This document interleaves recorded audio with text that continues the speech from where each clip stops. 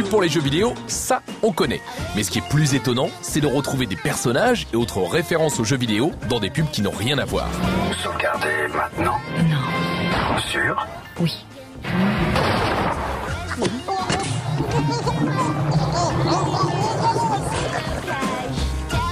Une tendance qu'a bien remarqué Jean-Marc Sfer. Il tient un blog consacré à la pub sur lequel vous pouvez trouver un article listant près de 100 références aux jeux vidéo dans des publicités classiques.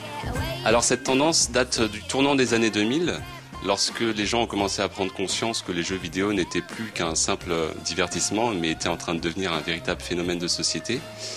Vous avez toute une génération d'enfants qui sont nés dans les années 70 et 80, qui ont joué à ces premiers jeux vidéo et qui sont devenus des adultes, donc avec un véritable pouvoir d'achat. Et en même temps, ils ont gardé cette nostalgie pour leurs premiers jeux vidéo.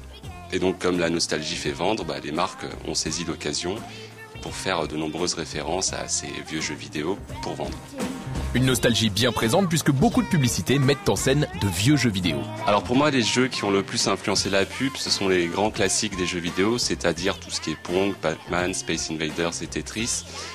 Et pour deux raisons principalement. Tout d'abord grâce à leur design basique à base de gros pixels qui rend leur univers tout de suite identifiable. Et ensuite aussi grâce à leur scénario qui est très simplissime. Il y a notamment le cas Tetris qui est assez intéressant puisque j'imagine que beaucoup de personnes se sont imaginées jouer à Tetris en remplissant le coffre de leur voiture ou alors encore en changeant l'aménagement de leur meuble dans leur appartement. Et ça, justement, des marques l'ont bien compris et des publicitaires se sont donc inspirés du jeu vidéo pour des marques comme par exemple Ikea ou encore chez les automobilistes Volkswagen, Fiat ou Renault pour justement se servir de Tetris pour leur publicité. Mais les stars plus récentes du jeu vidéo ont également eu leur heure de gloire dans certaines pubs.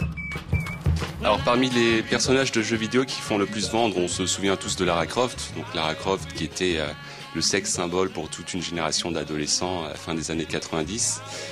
Et donc Lara Croft a l'avantage, comparé aux autres starlettes de l'époque, d'être une starlette numérique, c'est-à-dire elle ne va pas faire de caprice de star, donc on peut lui faire tout un tas de publicités, l'utiliser comme bon nous semble.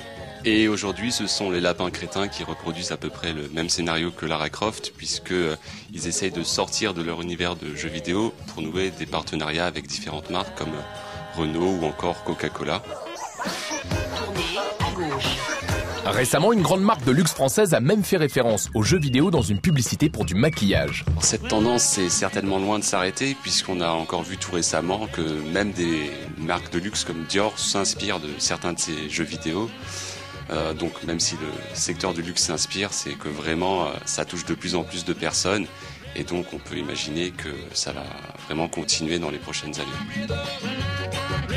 Bref, vous l'avez compris, on n'est pas prêt d'arrêter de voir des références à notre loisir favori dans les publicités, un signe fort que le jeu vidéo est désormais reconnu comme une culture à part entière. Ne seriez-vous pas tenté par un essai ?